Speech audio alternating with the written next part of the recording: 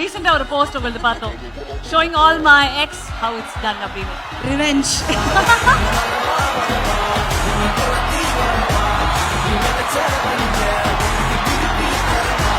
அது ஏன்னா நிறைய பேர் நம்மள லவ்னு சொல்லி ஏமாத்துறாங்க இல்லையா? லவ் வந்து இந்த உலகத்திலேயே ரொம்ப அடல்ட்ரேட்டட் வேர்டு. அடல்ட்ரேட்டட்னா ரொம்ப மிஸ்யூஸ் பண்ற ஒரு வேர்டு.